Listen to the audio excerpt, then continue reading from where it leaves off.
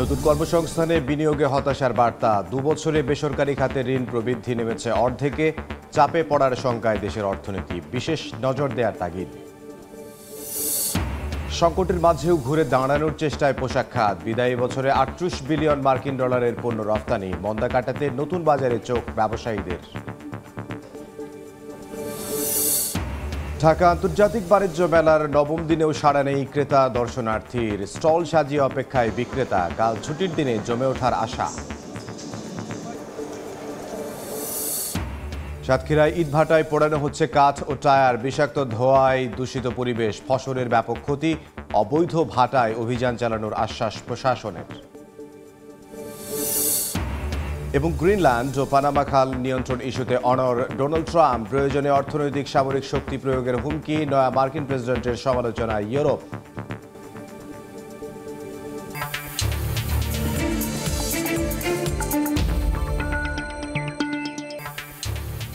দেখছিলেন শিরোনাম। আমন্ত্রণ জানাচ্ছি দেশ ও দেশের বাইরের অর্থ বাণিজ্যের নানা খবর নিয়ে আমাদের নিয়মিত আয়োজন এ সময়ের বাণিজ্যে। আর আপনাদের সঙ্গে আছি আমি ইমদাদুল হক। আর্থসামাজিক স্থিতিশীলতার জন্য প্রয়োজন নতুন কাজের যোগান, দরকার বিনিয়োগের গতি বাড়ানো। কিন্তু সেখানেই পড়েছে ভাটা। বাংলাদেশ ব্যাংকের তথ্য, 2 বছরের ব্যবধানে বেসরকারি খাতে ঋণ প্রবৃদ্ধি নেমেছে অর্ধেকে। আগ্রহ হারাচ্ছেন বিদেশি বিনিয়োগকারীরাও। এই অবস্থা চললে ব্যবসায়ীদের শঙ্কা, কঠিন চাপে পড়বে দেশের অর্থনীতি। পরিস্থিতি সামাল দিতে কাজের সুযোগ বাড়াতে স্থানীয় সরকারের বিশেষ উদ্যোগের পাশাপাশি বিদেশে কর্মী পাঠানোর উপর জোর দিচ্ছেন অর্থনীতিবিদরা। আমাদের দৈনন্দিন জীবন এখন অনেক কঠিন পর্যায়ে চলে গেছে, অনেক কষ্ট, মানে আয় বলতে কিছুই নেই। মানুষের তো ইনকাম কম, অনেক কষ্ট হয়। অনেক ওষুধের দাম বাড়ছে, তো কষ্ট হলে কি করবে ভাই, খাইতে তো হইব। উচ্চ মূল্যস্ফীতির বাজারে দৈনন্দিন ব্যয় বৃদ্ধির চাপ সামাল দিতে সাধারণ মানুষ যখন খুঁজছেন নতুন কর্মসংস্থান ও আয়ের সুযোগ, তখন হতাশার বার্তা দিচ্ছে বাংলাদেশ ব্যাংক। কর্মসংস্থান তৈরিতে যে বিনিয়োগ দরকার, সেই অর্থলগ্নি যে ক্রমেই কমছে তার স্পষ্ট প্রমাণ কেন্দ্রীয় ব্যাংকের দেয়া বেসরকারি খাতের ঋণ প্রবৃদ্ধির পরিসংখ্যান। হালনাগাদ তথ্য বলছে, 2022 সালের নভেম্বর মাসে বেসরকারি খাতে ঋণ প্রবৃদ্ধি প্রায় 14% কাছাকাছি থাকলেও 2023 সালের নভেম্বরে তা নেমে আসে 9.9%। এরপর একদিকে সুদহার বৃদ্ধি, অন্যদিকে রাজনৈতিক অস্থিতিশীলতা, সব মিলিয়ে গেল নভেম্বরে 7.66% নেমেছে বেসরকারি খাতের ঋণ প্রবৃদ্ধি। ব্যবসায়ীরা বলছেন, বেসরকারি খাতে ঋণ প্রবাহ এভাবে কমতে থাকলে সার্বিকভাবে চাপে পড়বে দেশের অর্থনীতি। ব্যবসা বাণিজ্য ইন্ডাস্ট্রি কিন্তু এরকম ক্যান্সারে আক্রান্ত, এখন বেঁচে থাকার সংগ্রামে লিপ্ত আছে। ব্যাংকিং সমস্যার বর্তমানে যে সংকটগুলি আছে, এগুলি যদি সমাধান হয়, গ্যাস বিদ্যুতের সংকটের যদি সমাধান হয়, আইন শৃঙ্খলা পরিস্থিতি যদি স্বাভাবিক হয়, জিরো টলারেন্সে যদি সরকার নিয়ে আসতে পারে, তাহলে হয়তো তখন বিনিয়োগের চিন্তা আসবে। ব্যবসা বাণিজ্য অর্থনৈতিক সংকট কিছুটা হলে কাটিয়ে উঠবে। শুধু দেশি উদ্যোক্তারাই যে বিনিয়োগ কমিয়েছেন তেমনটা নয়, মুখ ফিরিয়ে নিচ্ছেন বিদেশিরাও। বাংলাদেশ ব্যাংকের দেয়া তথ্য, 2023 সালের দ্বিতীয় প্রান্তিক এপ্রিল জুনে যেখানে 42.70 কোটি ডলার সরাসরি বিদেশি বিনিয়োগ এসেছে দেশে, সেখানে 2024 সালের দ্বিতীয় প্রান্তিকে এসেছে 29.97 কোটি ডলার, অর্থাৎ বছর ব্যবধানে কমেছে প্রায় 30%। এ অবস্থায় কর্মসংস্থান সৃষ্টিতে সরকারকে বিশেষ নজর দেওয়ার তাগিদ দিচ্ছেন অর্থনীতিবিদরা। একদিকে হলো সরকারের পক্ষ থেকে বিভিন্ন ধরনের কর্মসংস্থানমূলক ব্যয় বাড়ানো আমার শহরের বাইরে, আরেকটা হলো যে আমার প্রবাসী আয় মানে কর্মসংস্থান বাড়ানোর জন্য আপনি এটার উপরে দিবেন।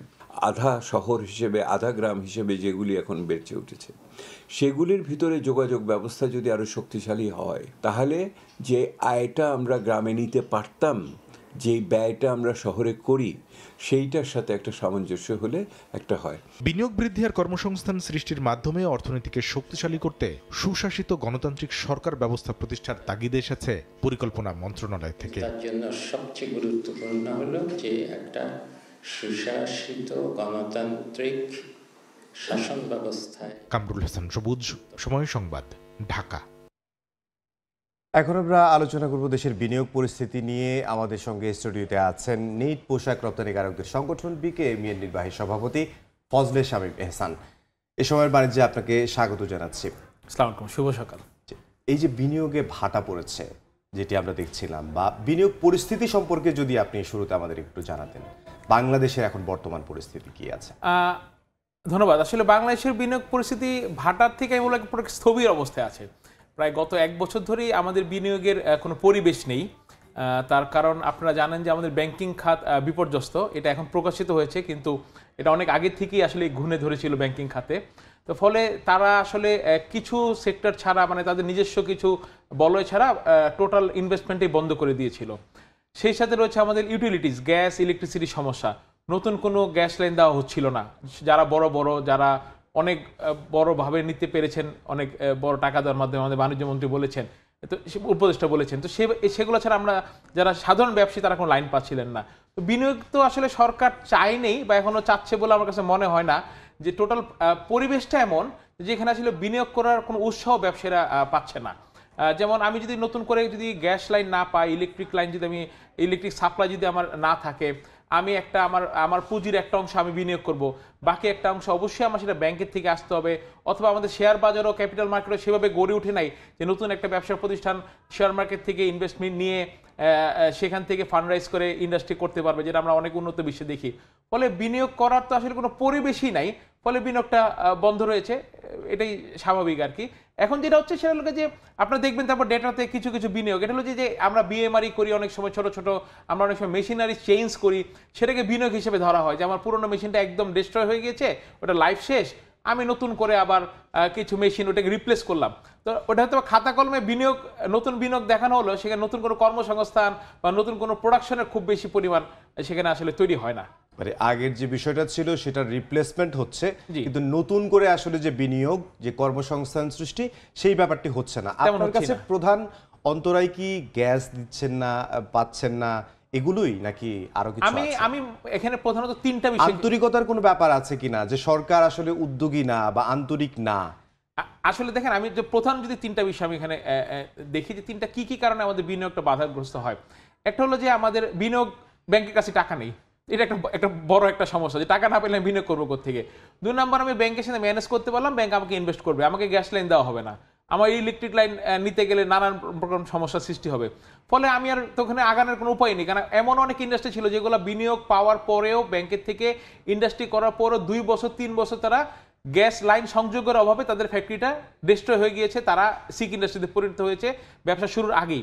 তো সেখানে তো মানুষ বিনিয়োগ করতে আসবে না যদি তারা এনশিওর না পায় যে তাদেরকে লাইন দেওয়া হবে সময় মতন। 3 নম্বর হলো যে আমাদের যে আমলাতান্ত্রিক জটিলতাগুলো থাকে, আপনি যদি ল্যান্ডের থেকে শুরু করেন, আপনি আমাদের ইজ অফ ডুইং বিজনেসের র্যাঙ্কিংয়ে আমরা কেন পিছনে থাকি, আমাদের যে আমলাতান্ত্রিক জটিলতাগুলো থাকে সেখানে আমি বলুন যে বারবারই আমি একই কথা বলি যে আমাদের এনবিআর সংক্রান্ত সমস্যা, আমাদের ট্যাক্সেশন পলিসি, আমাদের ভ্যাট পলিসি, এই সবগুলোই কিন্তু আসলে কোনোটাই বিনিয়োগ বান্ধব না। আপনি যেটা বললেন যে এই তিনটারই সমাধান করা যায় আন্তরিকতা দিয়ে। সরকার যদি সত্যিকারের চায় যে তারা বিনিয়োগ চায়, বিনিয়োগ বান্ধব পরিস্থিতি তৈরি করতে চায়, আরও বেশি বেশি বিনিয়োগ করুক, তাহলে এটা পরিস্থিতিটা চেঞ্জ করা তো সরকারের জন্য খুব বেশি কঠিন কোনো কিছু না, কিন্তু আন্তরিকতা তো থাকতে হবে বা তাদের ইচ্ছা থাকতে হবে যে সত্যিকারে চায় কিনা। কিন্তু তাদের কি সক্ষমতা আছে বলে মনে করছেন? আমি মনে করি যে কিছু কিছু ক্ষেত্রে সক্ষমতা আসলে অর্থনীতির উপরে সবসময় নির্ভরশীল না। আপনি দুর্নীতি কমাবেন, আপনি ইজ অফ ডুইং বিজনেসে আপনি এগিয়ে যাবেন, সেটা মানসিকতার পরিবর্তনের ব্যাপার। সেটা যদি টপ ডাউন অ্যাপ্রোচ হয় তাহলে আমার মনে হয় যে সেটা খুব বেশি সময় লাগার কথা না, যদি সর্বোচ্চ পর্যায়ে থেকে সে দুর্নীতি বিরোধী সত্যিকারের একটা চেষ্টা করা হয়। আচ্ছা, আমরা আরেকটি বিষয় যেটি দেখছি যে অর্থনীতিবিদরা বলছেন যে বিদেশে কর্মী পাঠানো, অর্থনৈতিক যে ভাটাটা, যে মন্দাটা চলছে, এটাকে রিকভার করার জন্য, এটা আপনি কিভাবে দেখেন? এইটা একটা সাপোর্ট দিতে পারে, বাট রিকভার, দেখেন যখন আপনি দেশে আপনি 20 লাখ লোকের কর্মসংস্থান করবেন, তখন সেই 20 লাখ লোকের সাথে কিন্তু আসলে অনেক আরও 20 লাখ লোক জড়িত হয়ে যায়। তারা আসবে, তাদের একটা রিক্সার একজন রিক্সাওয়ালা লাগবে, তারা বাসে যাবে, বাসের ড্রাইভার লাগবে, এই মালগুলা বা এই গুডসগুলো আপনার এয়ারপোর্টে যাবে, বা আমি প্রত্যন্ত অঞ্চলে সাপ্লাই করবো যদি লোকাল ইন্ডাস্ট্রি করি, সেগুলো যেন ট্রাক লাগবে, লজিস্টিক লাগবে, আমার লোকাল ব্যাংক ইউজ হবে, আমার ব্যাংকের কর্মী থাকবে, আমার কুরিয়ার সার্ভিস থাকবে, এরকম অনেক শত শত প্রতিষ্ঠান জড়িত হয়ে যায়। কিন্তু আপনি যখন বিদেশি লোক পাঠাবেন তখন কিন্তু উনি শুধু টাকাটাই পাঠাবেন, বাকি কিন্তু সাপোর্টিভ কর্মসংস্থানগুলো তৈরি হবে না, যেটা নাকি আসলে বহুগুণ নর্মাল ইনভেস্টমেন্ট থেকে বহুগুণ আসলে ওই সাপোর্টিভ ইন্ডাস্ট্রিতে থাকে। ফলে সেটা একটা হয়তো বা কিছুটা ক্ষতিটা লাঘব করতে পারে, বাট রিপ্লেসমেন্ট হিসেবে এটা কখনোই আমি মনে করি না যে এটা সম্ভব। আচ্ছা, রিপ্লেসমেন্ট হিসেবে না, বিনিয়োগ লাগবেই, বিনিয়োগ লাগবে এবং নতুন কর্মসংস্থান সৃষ্টি করতেই হবে। আপনারা আপনাদের সংগঠন থেকে কি কোনো দাবি দাওয়া পেশ করেছেন কিনা, যে এই দাবিগুলো আমাদের মানতে হবে, মানলে বিনিয়োগের পরিবেশ সৃষ্টি হবে দেশে?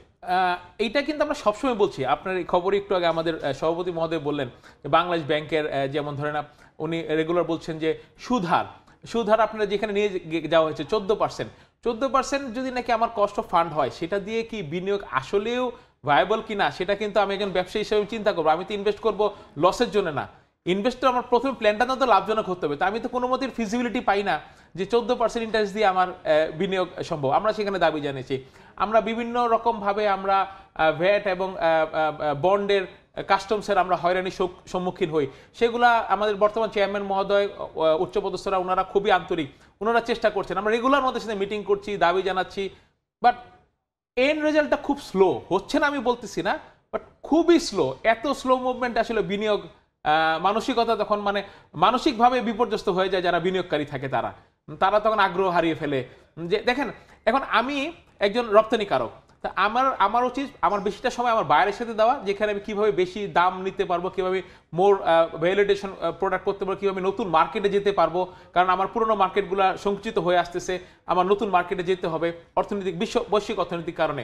কিন্তু আমার বেশিরভাগ সময় চলে যাচ্ছে আমার লোকাল আমার যে সরকারি যে দপ্তরগুলো আছে তাদের পিছনে, বলে আমি আমার আসল কাজে সময় দিতে পারছি না। তো এই জায়গাগুলো যেমন একটু আন্তরিকতা যদি থাকে বা সরকারের সদিচ্ছা থাকে, তাহলে আমরা এগিয়ে নিতে পারবো। কিন্তু আমরা বারবার দাবি জানাচ্ছি বিভিন্ন ডিপার্টমেন্টে, কিন্তু মুভমেন্টে কিছুটা স্লো। বিদেশি বিনিয়োগ আনতে আমরা সক্ষম হচ্ছি না খুব বেশি একটা, এটা কি একটা অন্তরায় কিনা? দেখেন, আমি দেশের নাগরিক, আমার যাওয়ার কোনো জায়গা নাই, আমার কোনো সেকেন্ড হোম, সেকেন্ড পাসপোর্ট কোনো কিছুই নেই। আমি যেখানে এখানে বিনিয়োগ করতে শঙ্কিত, আমি বিনিয়োগ করতে গিয়ে পারতেছি না। আমি এই ট্রাফিক জ্যাম বলেন বা এই দুর্নীতি বলেন, আমি জন্ম থেকে এগুলোর সাথে অভ্যস্ত। তারপরেও আমি আসলে আমি যেটা বললাম যে আমরাই মানসিকভাবে বিপর্যস্ত হয়ে যাই যে এখানে বিনিয়োগ করবো কিনা। সেখানে বিদেশিরা কি জন্য আসবে? কারণ বিদেশি যে কোম্পানি, তারা অনেক বড় কোম্পানি, তারা আমার থেকে ভালো খবর নিয়ে নেয় এই দেশ সম্বন্ধে, যে কোথায় সমস্যা, ল্যান্ড রেজিস্ট্রেশনে কি সমস্যা হয়, বিনিয়োগ বোর্ডে হয়তো তাদের কি সমস্যা থাকে, তারা সবগুলো তারা জেনেই বিনিয়োগ করে। ফলে তারা এখানে ইন্ডাস্ট্রি কেন করবে যেখানে আমরাই শঙ্কিত? তারা গ্যাস লাইন পাবে না, তারা জানে। তারা আমাদের ক্যাপিটাল মার্কেট সম্বন্ধে তারা অবহিত। ফলে আসবে না তা না, আসতেছে, বাট তারা আমাদের লোকাল মার্কেটের জন্য আসতেছে, বাট এখানে ফ্যাক্টরি করে এটাকে আবার এক্সপোর্ট করবে এরকম বিনিয়োগ খুবই কম। আমি দেখি না বললি চলে গত 2-3 বছরে। তাহলে এই অর্থনৈতিক যে ভাটা বা মন্দা যেটাই বলি, এটা থেকে উত্তরণে আসলে আমাদের কি করা উচিত? এক নাম্বার হলো যে সরকারের সদিচ্ছা। কারণ দেখেন, দেশ চালায় সরকারি, আমরা দেশের জনগণ হিসেবে কাজ করতে থাকি, যেটা হয়তো রাষ্ট্রের জন্য ভ্যালুয়েট করে, কিন্তু নীতি তো সরকার নিতে হবে। সরকার যদি সদিচ্ছা পোষণ করে এবং সেই অনুযায়ী অ্যাকশন নেয়, যেমন আমি আপনাকে বলি যে আমরা এরকম বিভিন্ন প্রতি বছরই ট্রাস্ট সেক্টর ঘোষণা করি ব্যবসাতে, আমরা বাণিজ্য মন্ত্রণালয়ে মিটিং করে ওই মিটিং পর্যন্ত এটা শেষ হয়ে যায়, নতুন নতুন সেক্টরের নাম ঘোষণা করা হয়। কিন্তু এইটাকে উপরে তোলার জন্য তাদেরকে হাঁটা শেখানোর জন্য কিভাবে হাত ধরে হাঁটাটা শেখাতে হবে সেই কোনো পদক্ষেপ নেওয়া হয় না, তাদেরকে হাতটা ধরা হয় না। ফলে আমাদের অর্থনীতির রপ্তানিমুখী শিল্পের ভিতরে এখনো 84% পোশাক শিল্পের উপর নির্ভরশীল। অন্য কোনো শিল্প কেন দাঁড়াতে পারলো না সেটা নিয়েও কেউ আলোচনা করে না, সেটা নিয়েও কোনো আপনার বিশেষজ্ঞরা কোনোদিন কোনো রিপোর্ট পেশ করে না। তারা শুধু একটা সেক্টরের উপর নিয়ে এটাকে নিয়ে তারা পড়ে থাকে, যত রকমের রিসার্চ বলেন বা থিঙ্ক ট্যাঙ্ক বলেন। তো এইরকম আসলে সদিচ্ছাটা সত্যিকারের প্রতিফলনটা ঘটে না। যদি সত্যিকারের একটা প্রতিফলন ঘটে সদিচ্ছার, যে আমরা বিনিয়োগটাকে চাই, এই জন্য কি করতে হবে, একদম রুট লেভেল পর্যন্ত যদি সেটাকে আমরা অ্যাকশন মানে বাস্তবায়ন করতে পারি, আমার বিনিয়োগ আসবে বলে আমি বিশ্বাস করি। রুট লেভেল পর্যন্ত ইমপ্লিমেন্টেশনটা হলে তাহলে বিনিয়োগটা আসবে, বিনিয়োগটা বাড়বে, নতুন কর্মসংস্থানের সৃষ্টি হবে। অসংখ্য ধন্যবাদ আমাদেরকে সময় দেওয়ার জন্য। ধন্যবাদ আপনাকে। বিকেএবিএন নির্বাহী সভাপতি ফজলে শামীম এহসান আমাদের সঙ্গে স্টুডিওতে যোগ দিয়েছিলেন। আমরা পরের খবরে যাব। বৈশ্বিক নানা সংকটের পাশাপাশি বছর জুড়ে চরম অস্থিরতার পরেও সদ্য বিদায়ী বছরে 38 বিলিয়ন মার্কিন ডলারের তৈরি পোশাক রফতানি করেছে বাংলাদেশ। সাতসংখ্য প্রবৃদ্ধি হিসেবে যা আগের বছরের তুলনায় 2.5 বিলিয়ন মার্কিন ডলার বেশি। চড়া মূল্যের ম্যানমেইড ফাইবারের তৈরি পোশাক উৎপাদন বাড়িয়ে বাড়তি আয় হলেও সংকটের মুখে রফতানি কিছুটা কমেছে বলে দাবি ব্যবসায়ীদের। শেখর চুপুর ক্যামেরায় বিস্তারিত জানাচ্ছেন কমতে। ছাত্র জনতার গণ আন্দোলনে পুরো জুলাই আগস্ট উত্তাল বাংলাদেশে ইন্টারনেট ব্যবস্থা বন্ধ করে দেওয়ায় মারাত্মকভাবে ক্ষতিগ্রস্ত হয় গার্মেন্টস শিল্পের উৎপাদন এরপর আওয়ামী লীগ সরকারের পতন হলে শুরু হয় নতুন করে গার্মেন্ট শিল্পের অস্থিরতা। কিন্তু এত সংকটের মাঝেও ঘুরে দাঁড়ানোর চেষ্টা করছে গার্মেন্ট শিল্প। বিশেষ করে সদ্য বিদায়ী বছরে 38.48 বিলিয়ন মার্কিন ডলারের পণ্য রফতানি করেছেন বাংলাদেশের গার্মেন্টস মালিকেরা। অথচ সংকটবিহীন 2023 সালে 35.88 বিলিয়ন মার্কিন ডলার পণ্য রপ্তানি হয়েছিল। 7% গ্রোথ আমরা দেখতে পাচ্ছি ভ্যালুর দিক দিয়ে। জ্যাকেট এক্সপোর্ট করছি প্রচুর পরিমাণে, ব্লেজার এক্সপোর্ট করছি, সেগুলো সবগুলো এফওবি আপনার $10 to $15 উপরে। বিজিএমই এর তথ্য অনুযায়ী 2024 সালে প্রবৃদ্ধি অর্জনে বড় ধরনের ভূমিকা রেখেছে নিটওয়্যার পণ্য, যার পরিমাণ 20.52 বিলিয়ন মার্কিন ডলার। তার বিপরীতে ওভেন পণ্য রপ্তানি হয়েছে 17.95 মার্কিন ডলারের। সাম্প্রতিক সময়ে পরিমাণগতভাবে তৈরি পোশাকের রপ্তানি কিছুটা কমলো। ম্যানমেড ফাইবারের স্পোর্টসওয়্যার এবং অ্যাক্টিভওয়্যারের চাহিদা বাড়ায় বাংলাদেশের রপ্তানি আয়ে গতি স্বাভাবিক থাকছে। ম্যানমেড ফাইবারের এই পোশাকগুলো এখন কিন্তু ইন্টারন্যাশনাল মার্কেটে এত জনপ্রিয়, কারণ আসলে মানুষের এখন কিন্তু রুচি চেঞ্জ হয়েছে। একই সঙ্গে কয়েক বছর আগেও বাংলাদেশের গার্মেন্ট শিল্পের মূল বাজার ইউরোপ এবং আমেরিকা কেন্দ্রিক হলো এখন পরিস্থিতি অনেকটা পাল্টে যেতে শুরু করেছে। মধ্যপ্রাচ্য এবং আফ্রিকার মতো অপ্রচলিত বাজারেই রফতানি আয় বাড়ানোর স্বপ্ন দেখছেন তৈরি পোশাক খাতের ব্যবসায়ীরা। এই সময়টা আমাদের যদি পরিস্থিতি স্থিতিশীলতায় আমরা নিয়ে আসতে পারি এবং বিভিন্ন ধরনের বিভিন্ন জায়গার মধ্যে কস্ট যদি আমরা মিনিমাইজ করতে পারি, একটা মাইন্ডসেট করতে পারি to grow in the business, export business, এটার জন্য সবার সহায়তা প্রয়োজন। বাংলাদেশে বর্তমানে বিজিএমই এর আওতাধীন 2564টি গার্মেন্টস কারখানা পুরোদমে চালু রয়েছে। বাংলাদেশের রপ্তানি আয়ের শীর্ষস্থানে রয়েছে তৈরি পোশাক খাত। আবার এ খাতকে পড়তে হচ্ছে নানামুখী জটিলতায়। সম্ভাবনা থাকার কারণে বিদেশি বায়াররা দামি পণ্য তৈরির ক্ষেত্রে বেছে নিচ্ছে বাংলাদেশকে। আবার সেই সম্ভাবনা নষ্ট হচ্ছে গার্মেন্টস ক্ষেত্রে অস্থিরতার কারণে। চট্টগ্রামের বায়েজিদ শিল্পাঞ্চল থেকে কমল দে, সময় সংবাদ।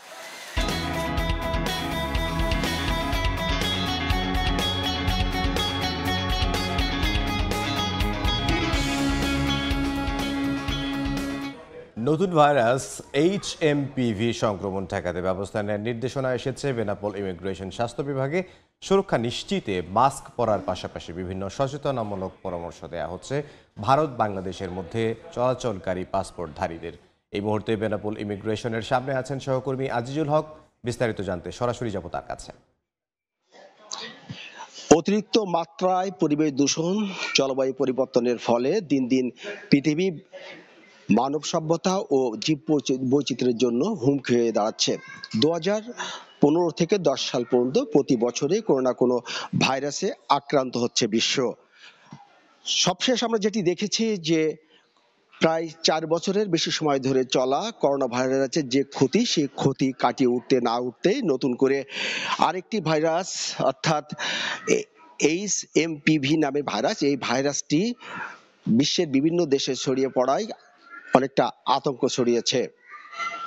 আপনি জানেন বেনাপোল স্থলবন্দর দিয়ে ভারত এবং বাংলাদেশের মধ্যে প্রচুর পরিমাণে পাসপোর্ট যাত্রী যাতায়াত করে। যেহেতু এই ভাইরাসটি এশিয়া আর কয়েকটি দেশ সহ ইতিমধ্যে ভারতে ছড়িয়ে পড়েছে, ফলে এই পাসপোর্ট যাত্রীদের মধ্যে বাংলাদেশে ছড়িয়ে পড়ার যথেষ্ট সুযোগ রয়েছে। ফলে এই সুযোগ থেকে রক্ষা করার জন্য কিন্তু আমরা দেখতে পেয়েছি যে ইমিগ্রেশন যে স্বাস্থ্য বিভাগ আছে, সেই স্বাস্থ্য বিভাগ কিন্তু এখানে ভাইরাসটি সংক্রমণ রোধে নানা প্রতিরোধ যে ব্যবস্থা সেটি গ্রহণ করা হয়েছে। যে সমস্ত পাসপোর্ট যাত্রী ভারত থেকে বেনাপোল ইমিগ্রেশনে প্রবেশ করছেন, সে সমস্ত পাসপোর্ট যাত্রীদের আর এই সমস্ত ভাইরাস প্রতিরোধ সম্পর্কে নানান ধরনের তথ্য দেওয়া হচ্ছে। বিশেষ করে মাস্ক পরা, বেশি মানুষের সংস্পর্শ থেকে দূরে থাকা সহ নানান পরামর্শ দেওয়া হয়েছে। আমরা কথা বলেছি ইমিগ্রেশন স্বাস্থ্য কর্মকর্তার সাথে, তিনি আমাদেরকে জানিয়েছেন যে স্বাস্থ্য বিভাগ তাদেরকে এই ভাইরাসটি প্রতিরোধ সম্পর্কে নানান দিক নির্দেশনা দিয়েছেন এবং সেই দিক নির্দেশনা অনুযায়ী তারা পাসপোর্ট যাত্রীদেরকে বিভিন্ন ধরনের পরামর্শ ও স্বাস্থ্য পরীক্ষা করছেন। আপনাকে একটি জিনিস বলিয়ে রাখি যে এই ভাইরাসটির মূলত লক্ষণ হচ্ছে যে ঠান্ডা, জ্বর এবং এবং শ্বাসকষ্ট সহ বিভিন্ন ভাবে এই ভাইরাসটির সংক্রমণ হতে পারে। আমরা কথা বলেছি ইমিগ্রেশন কর্তৃপক্ষ ছাড়া। ইমিগ্রেশন কর্তৃপক্ষ আমাদেরকে জানিয়েছেন যে সমস্ত পাসপোর্ট যাত্রী আসছেন তারা সে সমস্ত পাসপোর্ট যাত্রীদেরকে তারা ইমিগ্রেশন স্বাস্থ্য বিভাগে পাঠিয়ে দিচ্ছেন। সেখানে স্বাস্থ্যকর্মীরা তাদেরকে স্বাস্থ্য পরীক্ষা করছেন, তারপরেই ইমিগ্রেশন থেকে তাদের পাসপোর্টে সিল সহ অন্যান্য আনুষ্ঠানিকতা সম্পন্ন করা হচ্ছে। তো এই ছিল বেনাপোল স্থলবন্দর থেকে যে নতুন যে ভাইরাসটি এসছে, সে ভাইরাসটি সংক্রমণ রোধে যে ইমিগ্রেশনের সতর্ক ব্যবস্থা নেওয়া হয়েছে তার সর্বশেষ। বেনাপোল থেকে সহকর্মী আজিজুল হক। সপ্তাহের শেষ কার্যদিবসে দেশের প্রধান পুঁজিবাজার ঢাকা স্টক এক্সচেঞ্জ ডিএসসিতে সূচকের ওঠানামা দিয়ে চলছে লেনদেন। সবশেষ বাজার পরিস্থিতি জানাতে এখন সরাসরি চলে যাচ্ছি ডিএসসি ওয়েবসাইটে।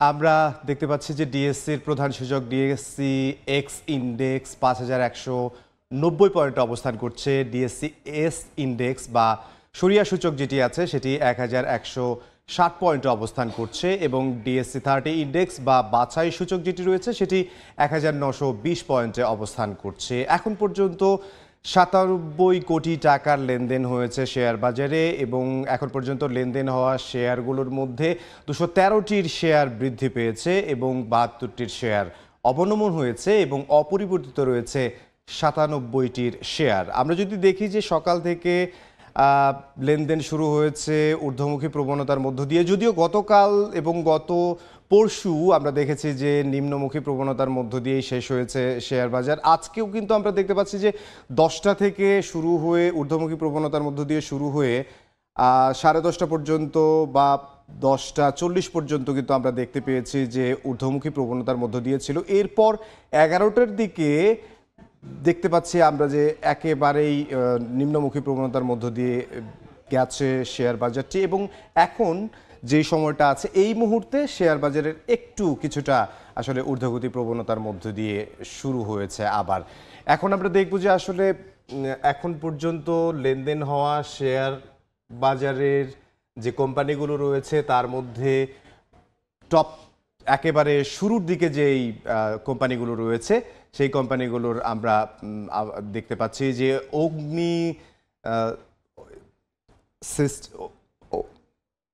আমরা দেখতে পাচ্ছি যেটা যে অগ্নি সিস্টেম লিমিটেড সেটির শেয়ার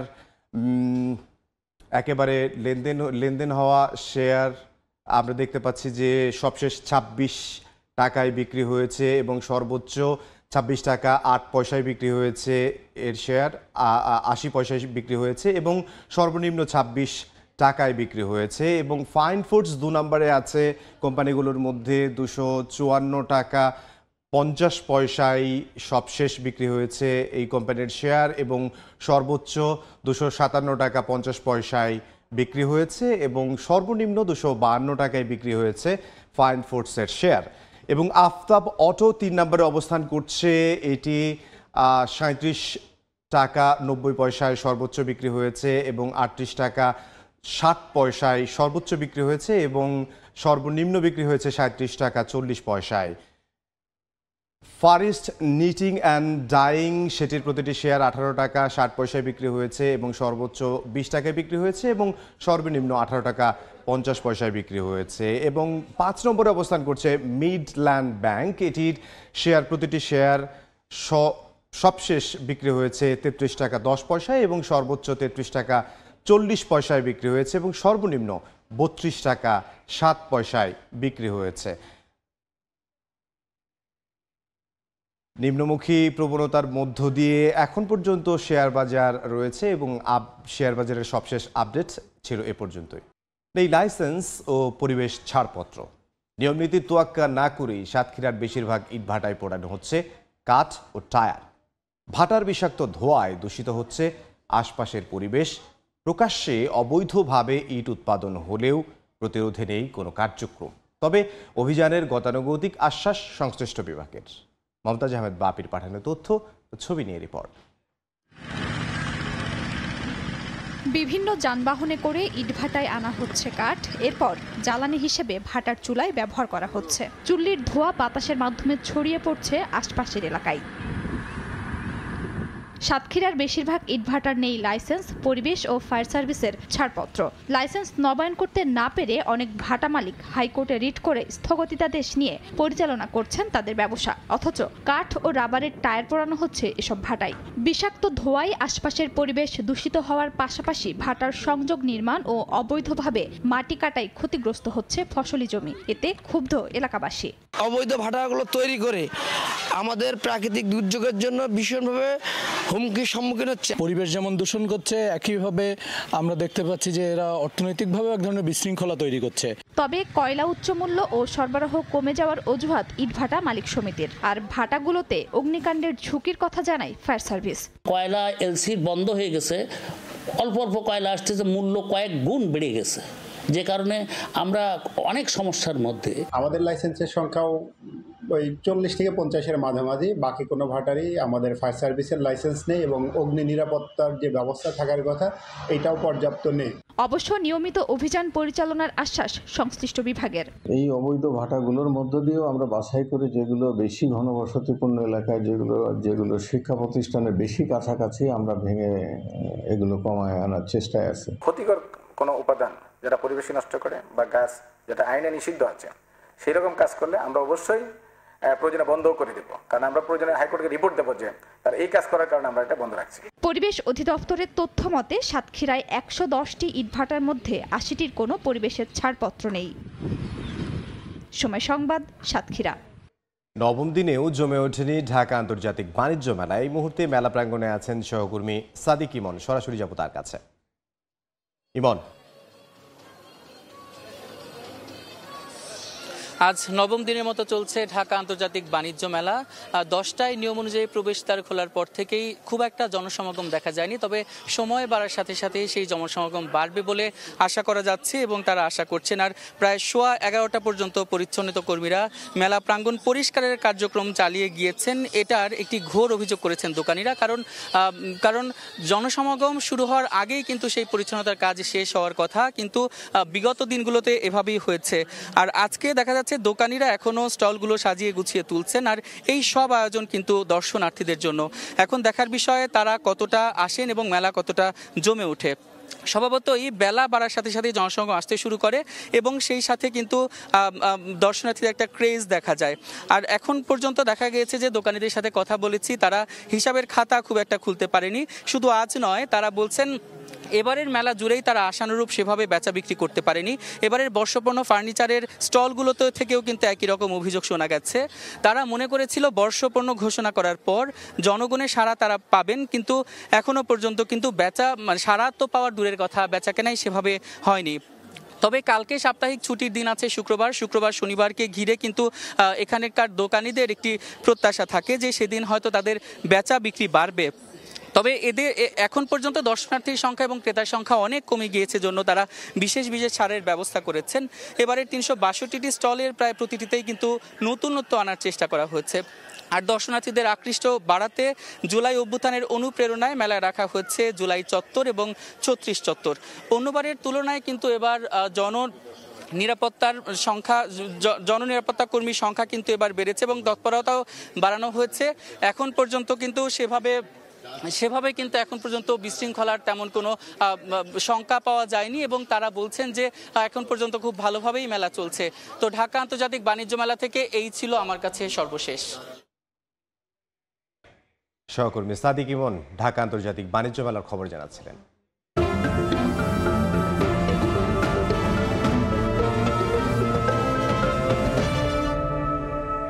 বাংলাদেশের ইতিহাস ঐতিহ্যের সঙ্গে মিশে আছে মৃৎশিল্প। তবে নিত্য ব্যবহার্য তৈজসপত্র তৈরির কারিগররা এখন ভালো নেই।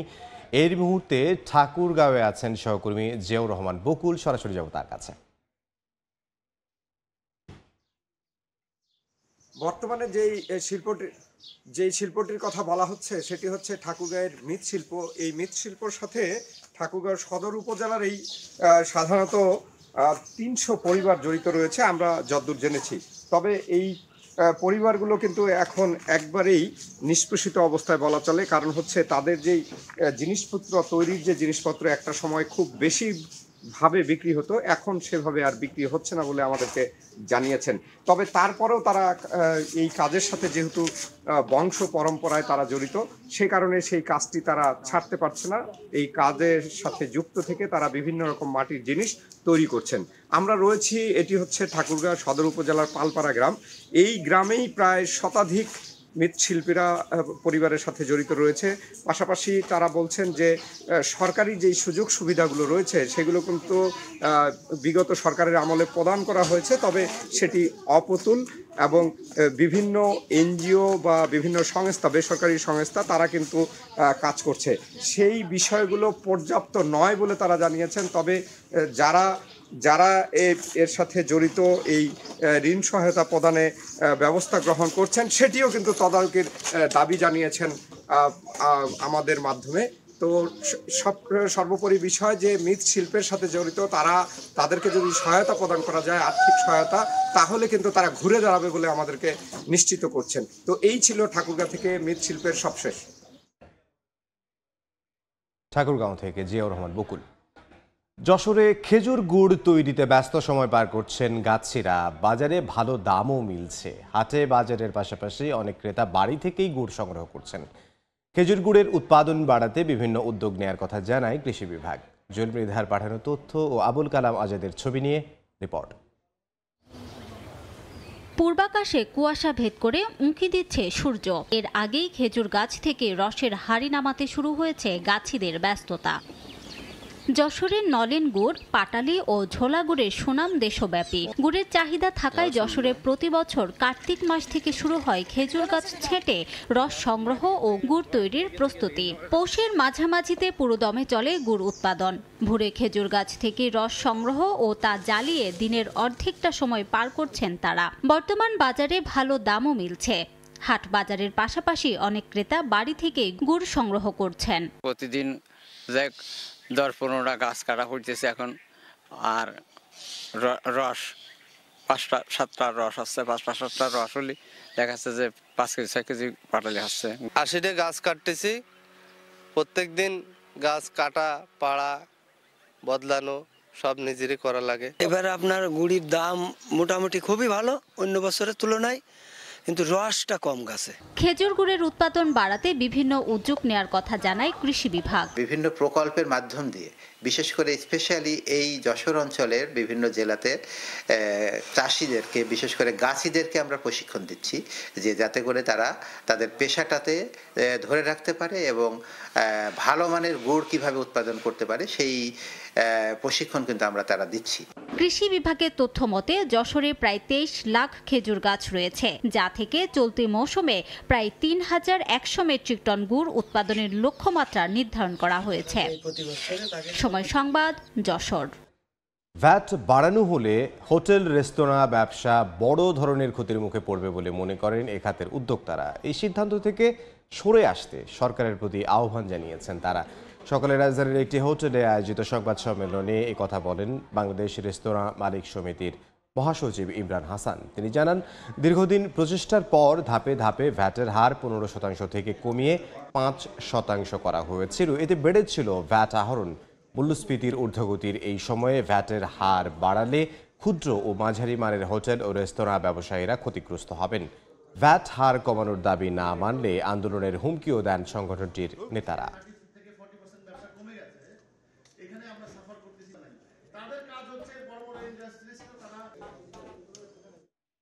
দেশের 1 নম্বর বেভারেজ ব্র্যান্ডের স্বীকৃতি অর্জন করেছে কোমল পানীয় মোজো। একই সঙ্গে টানা 7মবারের মতো সিএসডি অল্টারনেটিভ ক্যাটাগরিতে বেস্ট ব্র্যান্ড হয়েছে স্পিড। কেক কেটে এই অর্জন উদযাপন করা হয়েছে তেজগাঁওয়ের আকিজ হাউস, ধামরাইয়ের কারখানা সহ সারা দেশের আকিজ ফুড অ্যান্ড বেভারেজ লিমিটেডের সব সেলস অফিসে। আকিজ হাউজের অনুষ্ঠানে উপস্থিত ছিলেন প্রতিষ্ঠানটির অপারেশন ডিরেক্টর সৈয়দ জহুরুল আলম, প্রধান বিপণন কর্মকর্তা মাইদুল ইসলাম, সিনিয়র ব্র্যান্ড ম্যানেজার এস.এম. মেহেদি আল সিরাজি, ব্র্যান্ড ম্যানেজার আদনান শফিক সহ ঊর্ধ্বতন কর্মকর্তারা।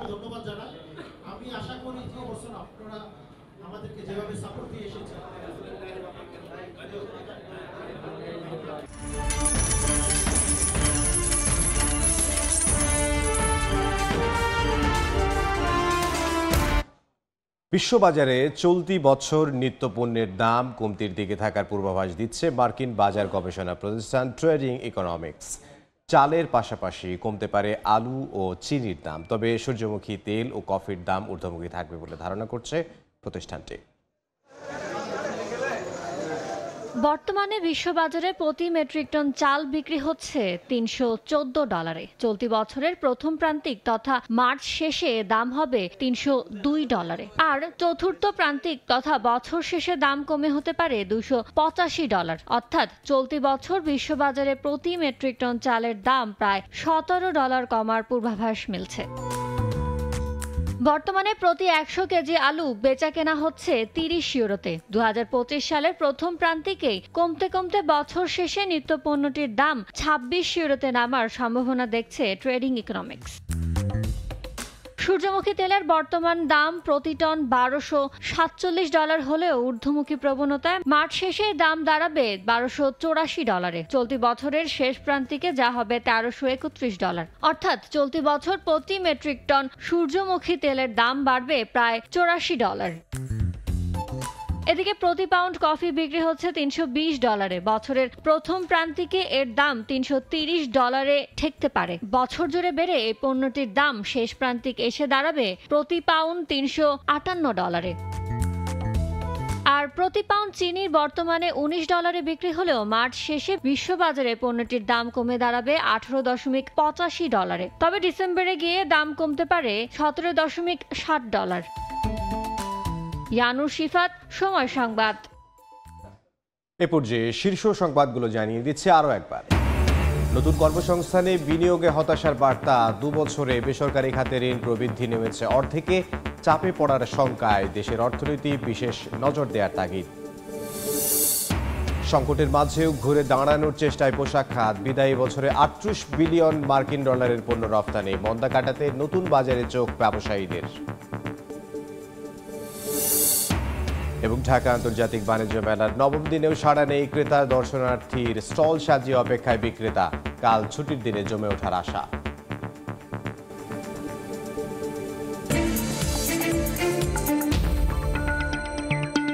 এই ছিল এই সময় বাণিজ্যের সঙ্গে থাকুন সময়ের।